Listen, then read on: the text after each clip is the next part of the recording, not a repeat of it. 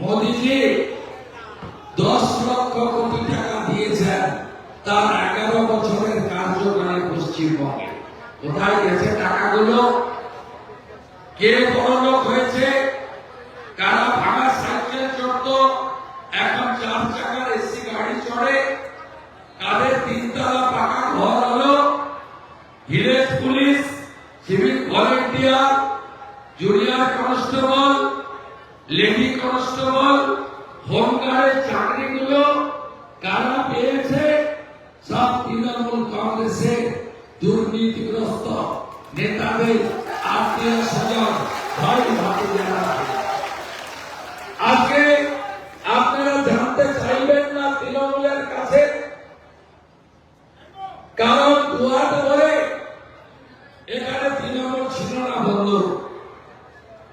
আমি হাত ধরেছিলাম, একদিকে জনসাধারণের কমিটি, অন্যদিকে যৌথ বাহিনী। ভীষণ অত্যাচার হতো। মাহাতো দেখলে, মাঝি দেখলে, সোরেন দেখলে, টুডু দেখলে, হাঁসদা দেখলে, মুর্মু দেখলে, সিং দেখলে সবার পিঠে মাওবাদী তকমা লাগিয়ে দিয়ে জেলে ভরা হতো। আমি সেই সময় এখানে এসেছি। আমি শালবনী অঞ্চলে অজিত মাহাতোর দেহ কুড়িয়েছি। আমি নেতাই গ্রামে আরতি মন্ডল, গীতালি আদর, ফুলকুমারী মাইতি, সরস্বতী ঘোড়াইয়ের মতো 9 জনের দেহ নিজের হাতে কুড়িয়েছি।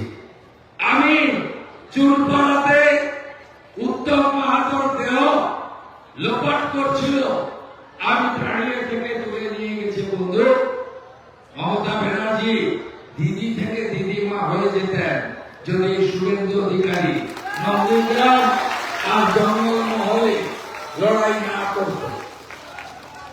তখন আপনার কিচ্ছু ছিল না। এখানে দুটো প্রতীক লোক চিহ্ন, একটা নরেন হাসদাজির প্রতীক ধামসা মাদল ঝাড়খণ্ড পার্টি, আর একটা ছিল সিপিআইএম এর কাছে হাতুড়ি তারা।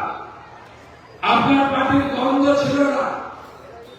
অনেক আশা ভরসা নিয়ে এখনো কুয়া থেকে জল তুলত যারা, তাদেরকে অনেক স্বপ্ন দেখিয়েছিলাম।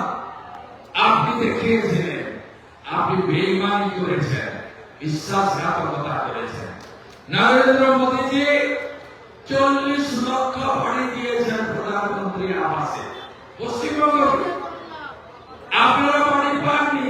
হেলিকপ্টার থেকে দেখছিলাম টিন, অ্যাসবেস্টার, ঘর, টালির বাড়ি জঙ্গলমহলে ভর্তি।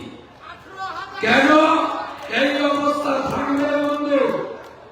72 লক্ষ শৌচালয়ের টাকা দিয়েছে। আপনারা পায়খানাটাও খেয়ে ফেলেছেন। এর থেকে লজ্জা রাখার জায়গা নেই।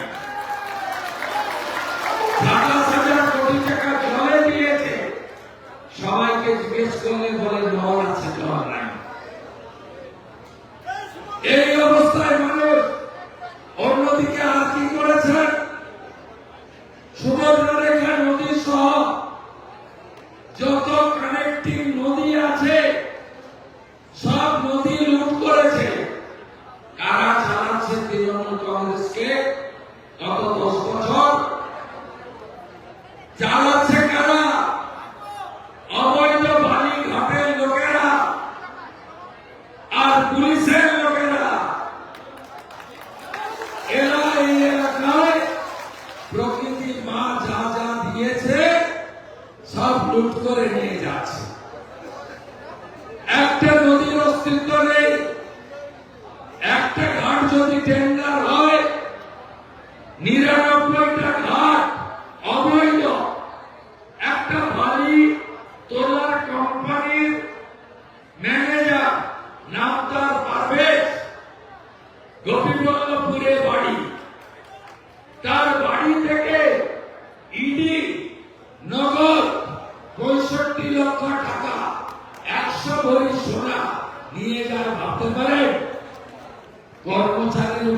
যদি 65 লক্ষ টাকা হঠাৎ করে গিয়ে পাওয়া যায়, 100 ভরি সোনা পাওয়া যায়, 25টা দলিল পাওয়া যায়, তাহলে বালি লুটেরা কিভাবে আজকে গোপীকে জঙ্গলমহলকে লুটেছে আপনারা বলুন?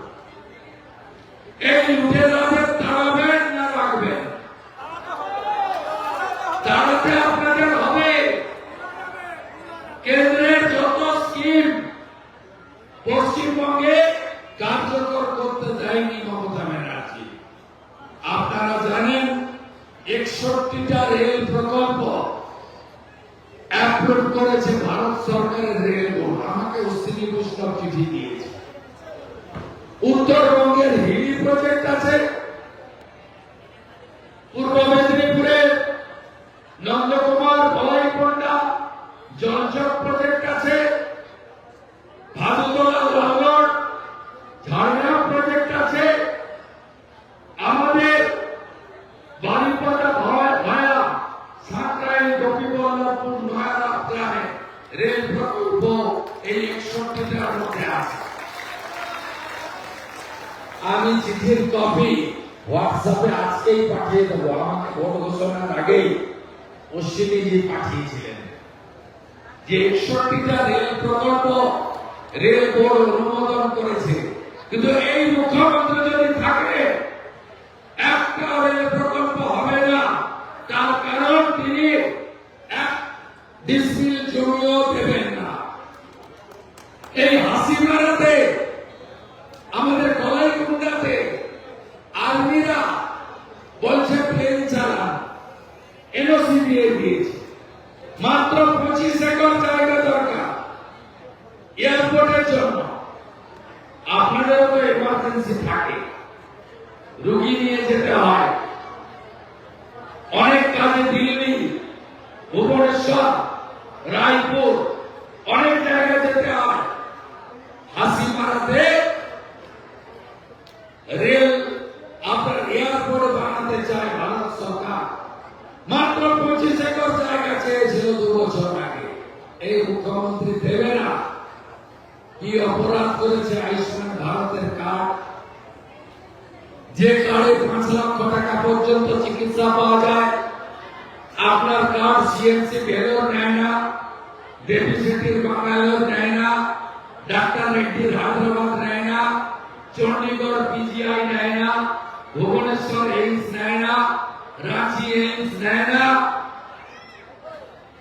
আপনি কেন আয়ুষ্মান ভারতের কার্ড চালু করতে দেননি? কার জন্য? এই গরিব মানুষগুলো, প্রান্তিক মানুষগুলো, জঙ্গলমহলের মানুষগুলো। আমি তো প্রণাম করি এই মাটিকে। আমি এখানে নেতা হয়ে আসি না, কুটুম হয়ে আসি।